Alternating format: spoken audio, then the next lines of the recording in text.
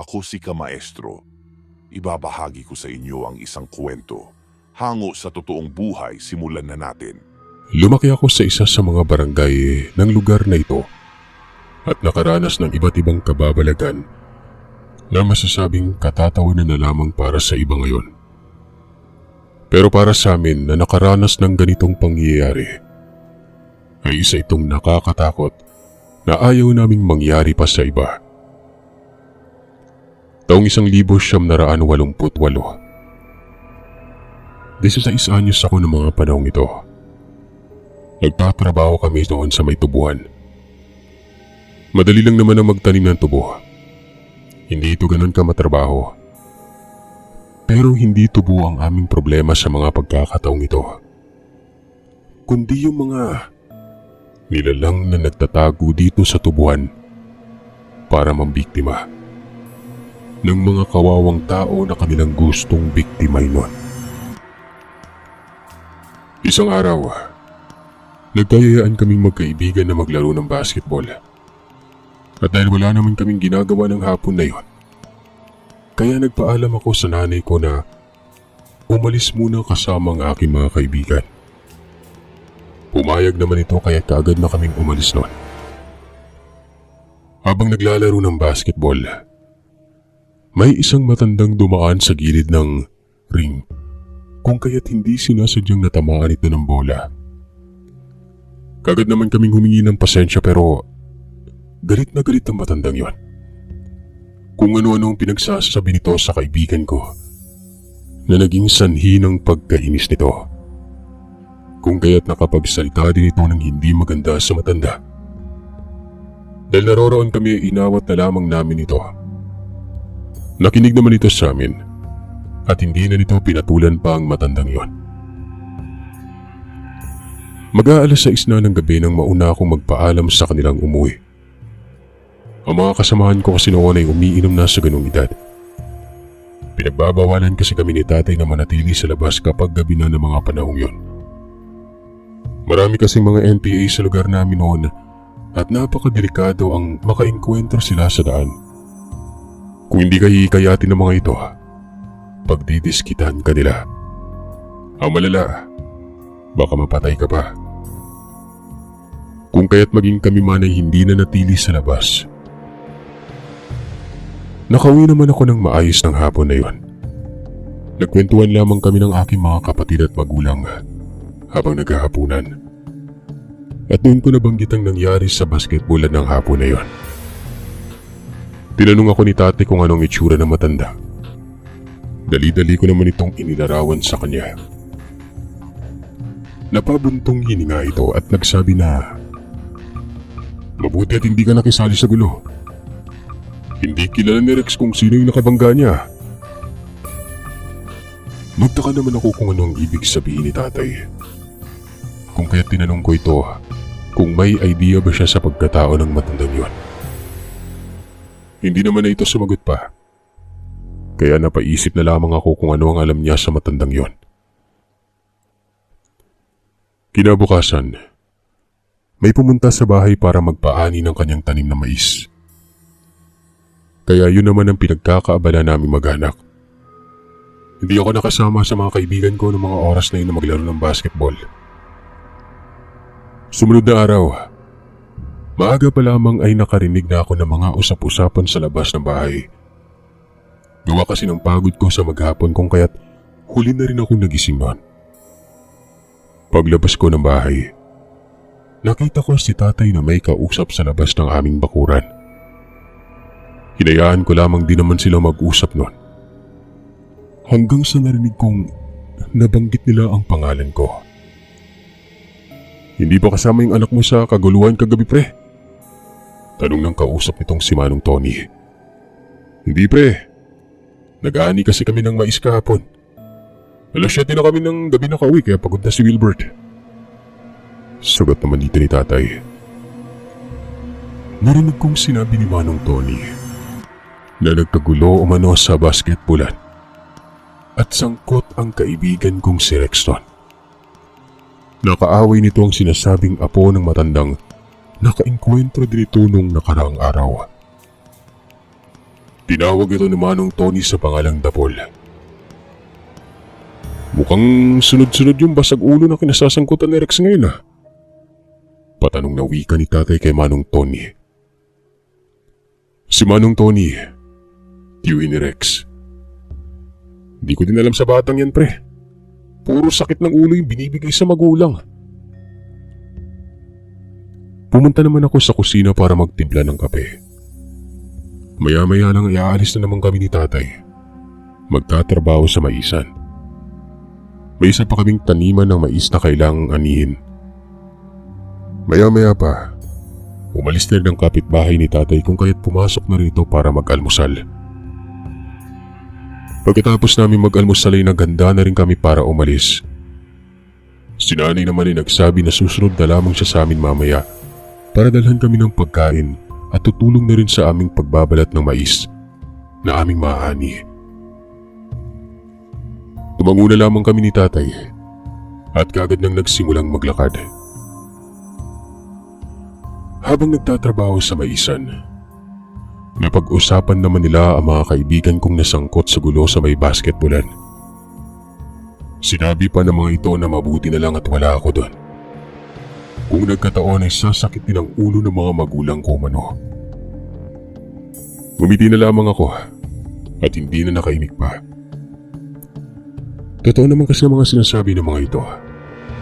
Kaya hindi ko din sila masisisi kung gano'n ang paningin nila sa mga kaibigan ko. Wala din kasing pinipili yung mga yon. Kapag sa tingin nila ay kinakanti sila, makikipaglaban ng mga ito. Dahilan para kahit ako ay nililimitan kong sarili ko sa pagsama-sama sa mga yon. Alas 11 ng umaga, dumating si nanay. Kasama ang kapatid ko na panganay. Babae kasi ito kung kaya't hindi ito pinapayagan na magtrabaho sa maisan noon. Kung kaya't ito ang katulong ni nanay sa mga gawain sa bahay. Habang kumakain kami ng tanghalian sa maliit na kubo na itinayo nila sa maisan, nagkwento si nanay na nawawala daw si Rex. Hinahanap pa rin ito ng kanyang mga magulang. Bakit na saan daw po ba nagpunta si Rex? Tanong ko dito. Hindi din naman masagot ni nanay dahil hindi din naman masabi ng mga magulang ni Rex kung saan ito pumunta. Nasabi ko naman na uuwi din yon. Sana'y walang nangyaring masama sa kanya. Napakaloko-loko din talaga kasi ng kaibigan kong yon at palagi din itong nawawala ng mga ilang araw. Uuwi din naman ito makalipas ang ilang araw din. Uwi din siguro yun ay. Sagot ko. Pagkatapos naming magpananghalian ay bumalik na kami sa pagtatrabaho. Hapon na matapos namin ang aming ginagawa. Pasalamat naman kami ni tatay dahil nakaapat na sakong mais ang aming nasahod ng araw na yon. Kung kaya't gano'n na lamang ang saya ng aming nadarama. Noong unang panahon kasi, malaking halaga na ang 2 sako ng mais. Kapag napadpad na kasi ito, makakakuha ka ng 2 sako. Padpad ang tawag namin sa manong-manong pagiling ng mais para mahiwalay ito sa kanyang kahoy at maging butil na lamang. At dahil wala pa namang makina nung araw, kaya mano-mano ang aming ginagawang pagpadpad sa mais na ito. Nung gabing yun, may tumawag sa bahay at tinahanap ako. Lumabas naman ako para tingnan kung sino yun. Nakita ko na magulang pala ito ni Rex kung kaya't pinapasok naman namin ito. Tinanong nila ako kung nakasama o nakita ko ba si Rex noon. Sinagot ko naman ang mga ito na 2 araw ko nang hindi nakakasama o nakakalaro man lamang sila Rex. Nalabala kami ni tatay sa pagtatrabaho. Umiyak na yung nanay ni Rex habang nagkikwento kung gaano siya nag-aalala sa anak niya. At dahil sa naawa ako sa nanay ni Rex noon, sinabi ko dito na tutulong kami sa paghahanap sa kanya. Todo hanap kami sa kaibigan ko ng gabing yon, pero hindi pa rin namin siya mahanap. Hanggang sa inabot na lamang kami ng madaling araw. Habang naghahanap kami noon, may mga naririnig kaming hindi kanais-nais na huni. Kasabay noon ay ang biglang pag-alinasaw ng amoy na para bang may nabubulok sa paligid. Hinanap namin ni Opoy, isa sa kaibigan namin ni Rex, kung nasaan ang umaalingasaw na amoy na yon. Teka tol, parang papunta sa sapa yung amoy ah. Sambit nito. Sinundan namin kung saan nagsimula ang hindi kanais-nais na amoy.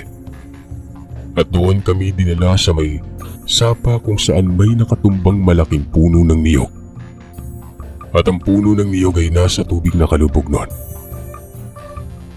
Nang marating namin ang lugar, ay mas lalong tumapang ang amoy na ito. Talagang nasuka kami, Sir Seth. Halos mag-alas 4 na yun ng madaling araw kung kaya't sumigaw kami para marinig kami ng mga kasamahan namin. Dali-dali namang pumunta mga ito sa kung saan kami naroroon. Kagaya namin ay halos masuka-suka din ang mga ito sa amoy nang nabubulok na hindi namin malaman kung anong klaseng hayop noon. Pinagtulungan naming mabuhat kahit konti ang puno ng niyog. At ganoon na lamang ang pagsuka ko nang makita ko ang damit ni Rex. Nasuot-suot niya nung oras na nawala siya. Napamura kaming lahat sa nakita nun. At dahil parang nakangat ang katawan nito sa tubig, ginamitan namin ito ng sako para maialis ito sa tubig nun. Ganoon na lamang ang aming kilabot nang makita namin ang wakwak nitong tiyan. Wala nang lamang loob at naaagnas ng katawan niya. Ganoon na lamang ang sigaw ng kanyang ina. Halos hindi ito makapaniwala sa sinapit ng kanyang anak.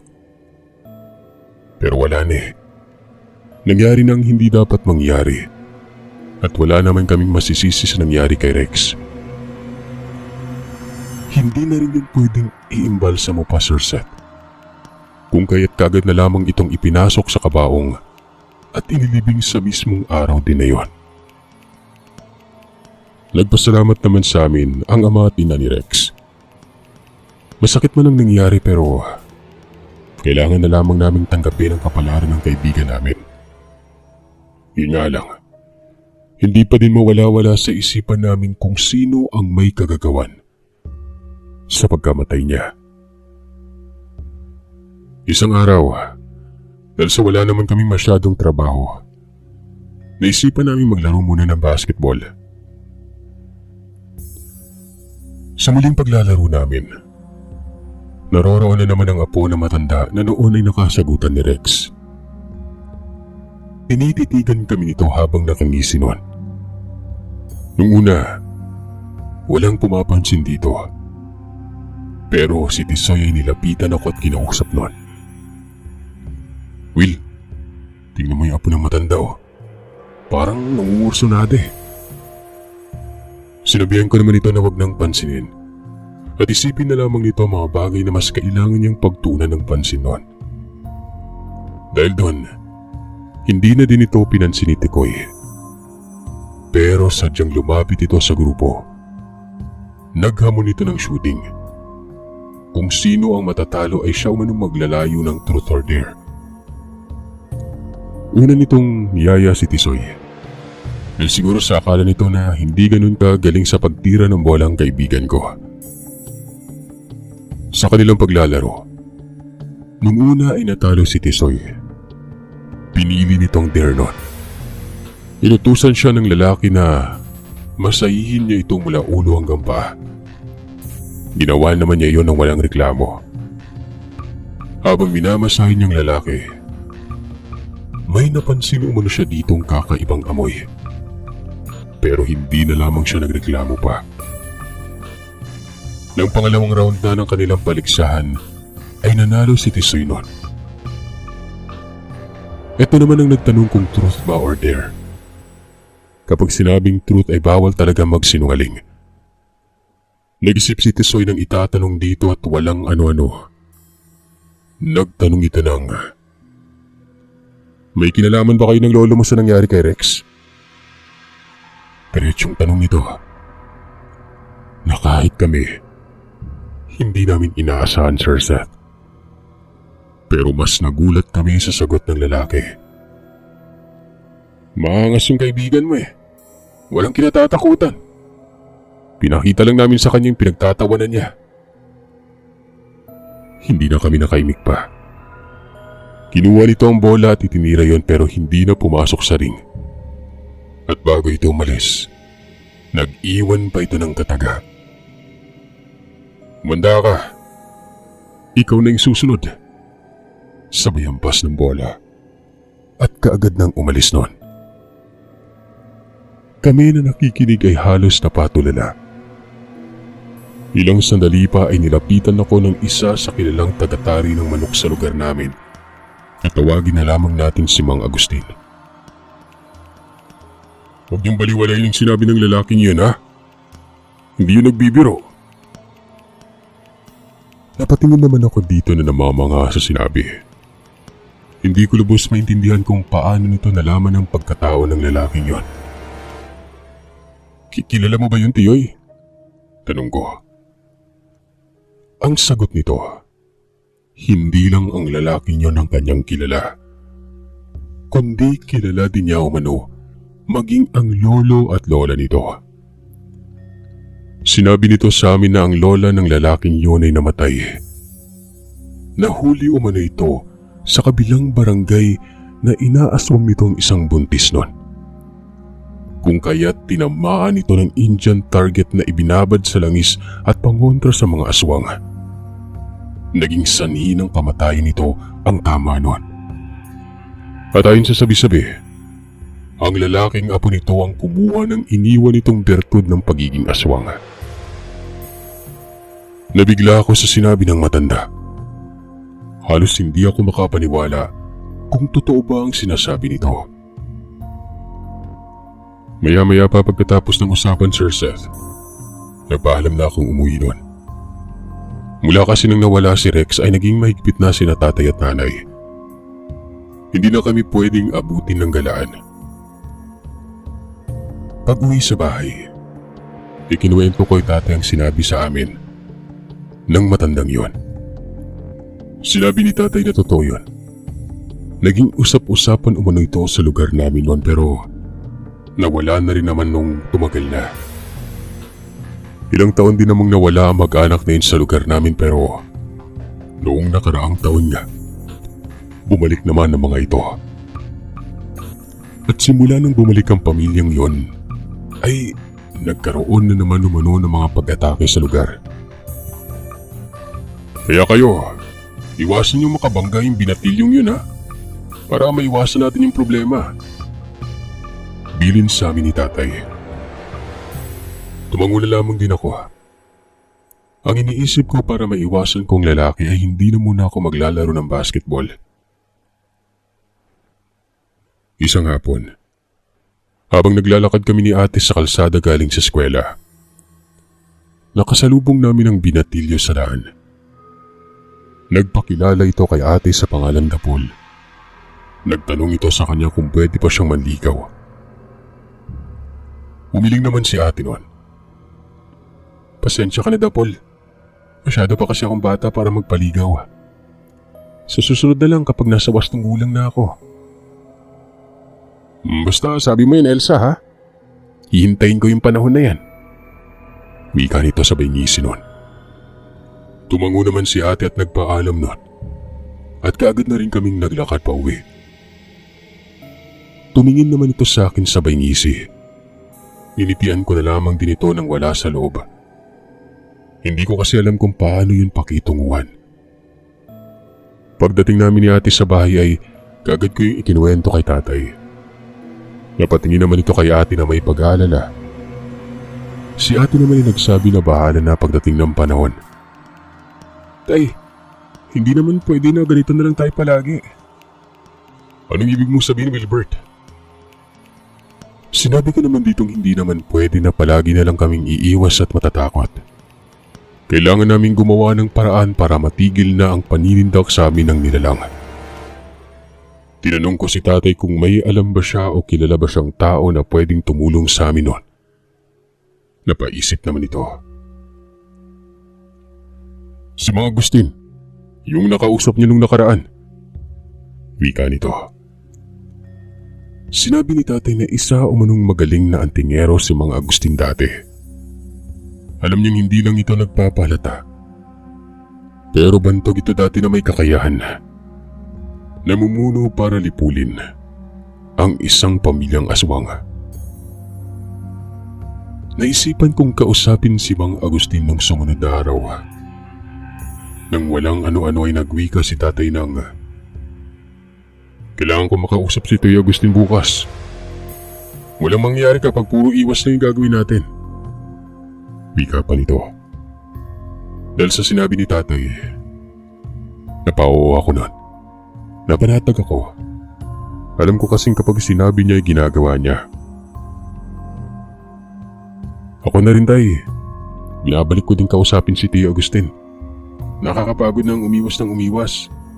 Lalo na ngayon at nilalapitan pa si ate. Lumipas pang ilang oras nun. Kasalukuyan na kaming nakahiga para matulog. Si ate at ang bunso ay may sarili silang silid. Ako naman ay nasa kabila ring silid. Sila nanay at tatay ay nasa sala natutulog. Nang walang ano-ano, may narinig kaming huni ng wak, wak, wak. Ang mga huni nito ay tila ba bumubulong lamang sa likuran na bahagi ng silid tulugan nila ate. Lumabas ako ng silid para gisingin sila tatay. Pero nagulat ako nang makitang gising na ang mga ito. Nagmamadyag. Ilang sandali pang lumipas ay lumabas na sila ate at Marga sa loob ng kanilang silid. Sumiksik ang mga ito kay nanay dahil natatakot ang mga ito sa may silid nila noon. Pumasok si tatay sa kwarto nila. Pag-apak niya sa sahig noon, kitang-kita niyang may parang anino na nasa silong. Nakikita yun sa maliit na butas ng sahig na kawayan. At dahil sa naaaninag niya ay kinuha niya ang lampara at binuksan, kasabay ng pagtingala ng mga ito ay ang pagbuhos ni tatay ng gas na laman ng lampara. Sa pagkakalam ni tatay ay tumama ang likido sa nakabuka nitong bunganga. Kung kaya't nakarinig kami ng hiyaw nun. At rinig din namin ang mga takbuhan palabas sa may silong namin. Nataranta pa nga ata yung nilalang na yun. Dahil ramdam namin na bumangga pa ito sa mga isa sa haligi ng tahanan namin. Umuga ang bahaging yun ng bahay. Mabuti na lang at matibay ang bahay namin na yun. Kung hindi, malamang ay napasok na kami ng nilalang. Habang lumalayo ang paghiyaw ng nilalang, ay animoy umiiba din ang tinig nito. Na parabang habang lumalayo ay nagiging tunog ito ng paghiyaw ng isang taong nasasaktan. Napaisip kami kung anong klaseng nilalang ang nasa silong namin.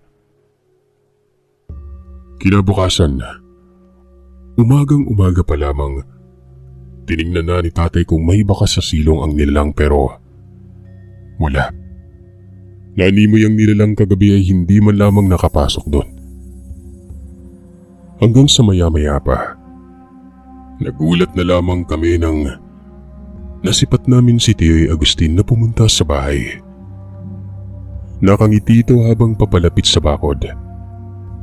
Dali-dali itong pinapasok ni tatay sa tirahan at walang ano-ano ay nagsasabi ito ng hindi maintindihan ng mga kataga. "Pasensya na kayo. Kailangan ko maglagay ng sabulag para sa inyong proteksyon." Wika nito. Sumagot naman si tatay. "Naiintindihan namin to eh. Maraming salamat at nandito ka para bisitahin kami." Sinabi nito na batid niyang may nangyari kagabi at alam niyang napinsala ni tatay ang nilalang. Sinabi nito na hindi imposibleng babalikan kami ng mga nilalang kung kaya't naroroon siya dahil kailangan naming paghandaan ang muling pagbabalik ng nilalang na yon. Nagpasalamat naman kami kay Tio Agustin dahil siya na mismong pumunta sa bahay. Anong kailangan namin gawin, Tio? Ayon dito, kailangan namin gumawa ng bangkaw na gawa sa bagakay. Sinabi dito na kailangan naming mapalibutan ng tinik ng makabuhay ang aming mga bintana. Hindi naman kami nag-aalala sa aming bubong gawa ng gawain sa yero. Kung kaya't hindi basta-bastang masisira ng nilalang ang bubungan na yon. Dahil sa sinabi ni Tioy, ay hindi na kami nakapagtrabaho ng araw na ito. Mas inuna muna namin ang aming magiging kaligtasan. Nang magawa na naming lahat ang mga kakailanganin namin ay nagpahinga na muna ako saglit. Hindi kasi ako nakatulog ng maayos kagabi. 3:00 na ng hapon nang magising ako. Dali-dali ko namang naabutan si tatay na umiinom ng kape sa bakuran kasama itong si Tioy Agustin. Kung kaya't lumabas na lamang din ako para makipagkwentuhan sa mga ito. Habang nag-uusap sila, biglang dumaan ang matandang si Punyong. Huminto ito sa harap ng aming bakuran at diretsyong tinitigan ng aking ama. Nakipagtitigan din naman si tatay dito. Pinakita niya sa nilalang na yon na hindi siya natatakot anuman ang gawin ito. Si Tioy Agustin naman ay pinapanood lamang ang nilalang. Hinihintay nito kung ano ang kanyang gagawin. Ngumisi lamang itong matandang ito. Ngumisi ito kay tatay at sumenyas ito ng kamatayan. Nagulat ang nilalang nang itong si tatay. Pinapaypayan itong matandang ito na para bang niyayayang pumasok. Dahil sa ginawang yun ni tatay, umiba ang mukha ng nilalang. Halatang nagalit ito sa kanyang ginawa. Mas lalo pa itong nagtimbagang nang kinuha ni tatay ang kanyang itak at itinusok sa lupa. Pagkatapos ay umalis na lamang ito at naglakad palayo. Habang napapailing na lamang si Tioy Agustin sa nangyari. Tioy, bakit parang hindi ka nakikita ng matandang yun? Tanong ko. Sinadya akong hindi magpakita sa kanya para hindi niya isipin na may tumutulong sa inyo. Halos hindi ko maintindihan kung paano niya ito ginawa. Samantalang nasa tabi lang naman siya at nakatingin din sa nilalang na yon. Naintindihan ko na lamang nang sinabi niya na umusal ito ng sabulag.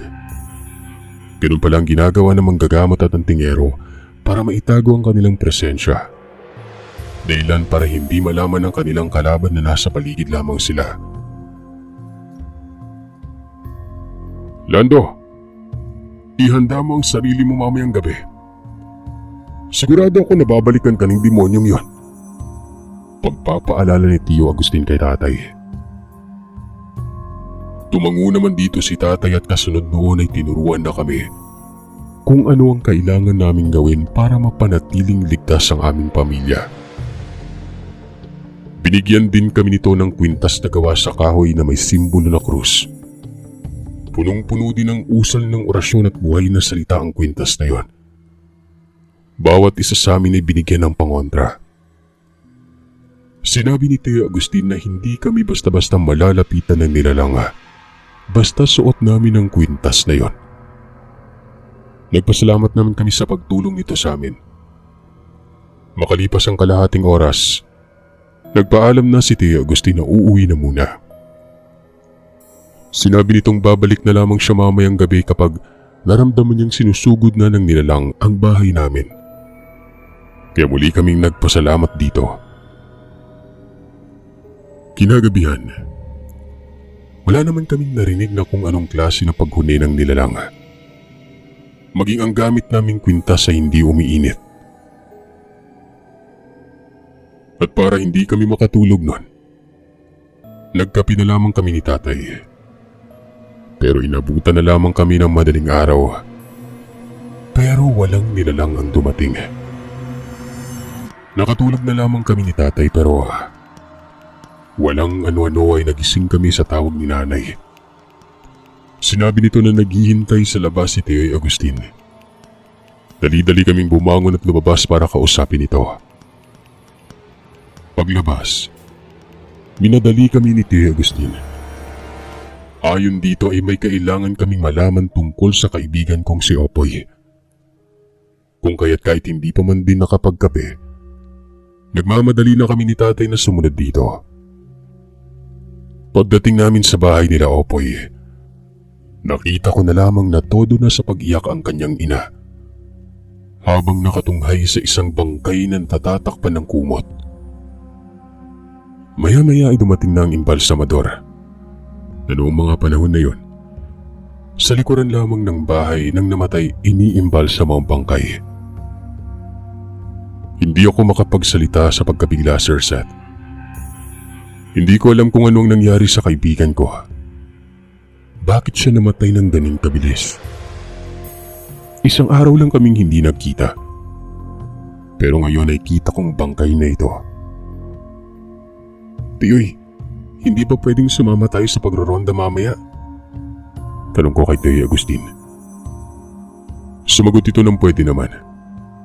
Nagtanong ako sa kanya kung anong armas ang pwede kong gamitin.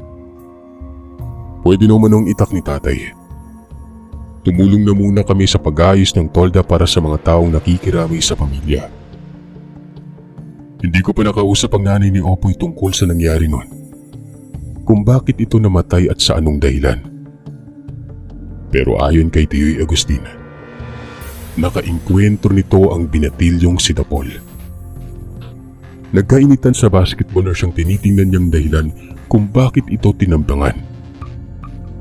Ayon sa kwento ng mga kabataan na nasa basketballan ng mga oras na yon, pinantsawan ni Opoy ang binatilyo dahil nagkaroon nito ng mga lapnos sa bunganga. Sinabihan nito ang binatilyo na nakakain ng maraming asin kung kaya't nasunog umano ang bunganga nito, lalo na't hindi ito nakakapagsalita ng maayos. Dahil sa ikinuwento ni Tiyoy Agustin, naalala ni tatay ang nangyaring pagbuhos niya ng gas na galing sa aming lampara sa silong, kung saan nakita niyang nakanga ang nilalang. Kaya naman lumakas ang kutob ni tatay nun, na posible kayang itong si Dapol ang nilalang na yon. Pagdating namin sa bahay, hindi ako kumbinsido sa itak ni tatay kung kaya't naghanap pa ako ng pwede kong magamit na armas. At ang nakita ko, ang bara na gawa sa bakal. Ginagamit yung bara sa pagbungkal ng matigas na lupa. Pinatalas ko palalo ang dulo nito na siya namang binalot ni Tiyoy Agustin ng mga orasyon at buhay na salita. Kinagabihan, sumama ako kay Tiyoy Agustin. Samantalang si tatay naman ay sumama sa grupo ng mga tanod. Hinati namin ang grupo sa 4. Tagtatlo sa bawat grupo. Tanging 2 lamang kami ni Tiyoy Agustin sa lugar kung saan kami pumwesto noon. Pinili kong doon kami maghintay sa taas ng maliit na sapa, kung saan may 2 puno ng kawain na magkatabi. Mag-aalas 10 na ng gabi nang may narinig kami noon. Tila ba may nilalapang kung ano sa tubig ang kung anong nilalang. Nang tingnan ko ito, may nakita akong isang babae. Maya-maya ay sumigaw ito na tila ba nakikipaglaban sa nilalang na yon. At nagulat ako, Sir Seth, nang marinig ko na ang sumisigaw ay parang kaboses ni Ate Elsa. Dali-dali kami ni Tiyoy Agustin na saklolohan ito. Binato ito ni Tiyoy Agustin ang buhay na kataga. Pero walang ano-ano. Bigla na lang may lumabas pa na isang nilalang na nasaan yung baboy nun. Pasugod ito kay Tiyoy Agustin. Dahil nakatalikod dito sa akin ay kagad kong hinataw ito ng bara sa ulo. Hindi ko alam kung tinamaan yon. Doon na parang naistorbo ang isa pang nilalang sa sapa. Napalingon ito. Dali-dali niyang binitawan si ate at mabilis na tumakbo palapit sa akin noon. Pero mabilis kong hinampas na naman yun ng bara. Si Tiyoy Agustin naman ay kaagad na pinako nito ng buhay na salita ang nilalang na sumasalakay sa kanya. Sa bilis ng galaw ng nilalang na umatake kay ate, hindi ko ito napuruan. Bigla ako nitong sinuwag na naging sanhi para tumilapon ako sa kawayanan Napasigaw ako sa sakit gawa ng may mga tinik na bumaon sa likuran ko. Dali-dali akong hinabol ni Tio Agustina. Nangihina ang nilalang pero nakakaya pa rin itong labanan ng nooy may edad ng antingero. Si ate naman ay hindi alam kung ano ang kanyang gagawin. Pero na makita niyang akma ng wawakwakin ng nilalang ang tiyan ng antingero noon, ay dali-dali niyang kinuha ang bara. Sinaksak sa likod ng nilalang na naging sanhi para mabitawan nito si Tioy. Pilit na kinukuha nito ang bara pero hindi niya abot ang gitna ng kanyang likuran. Dahil doon, unti-unti nang bumalik sa pagiging tao ang anyo ng nilalang. At nang makabalik ito, doon ko nakita ang tatay ni Dapol. Ang nilalang naman na pinako ni Tioy Agustin ng mga espiritual na pako ay ang matandang si Ponyong.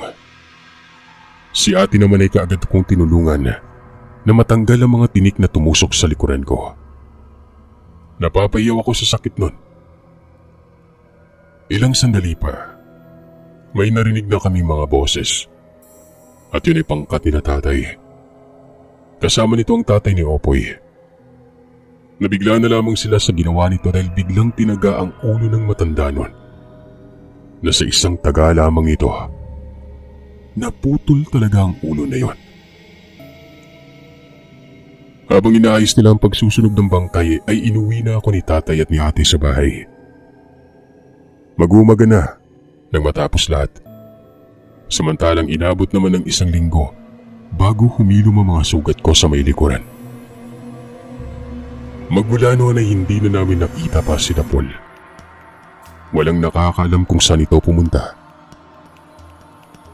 Matapos ang ilang buwan na taon, bumalik na ang dating sitwasyon sa lugar namin. Nakakagalaw na kami ng walang kinatatakutan. At wala nang dumadayo o bumabalik pa sa amin na mga alagad ng dilim.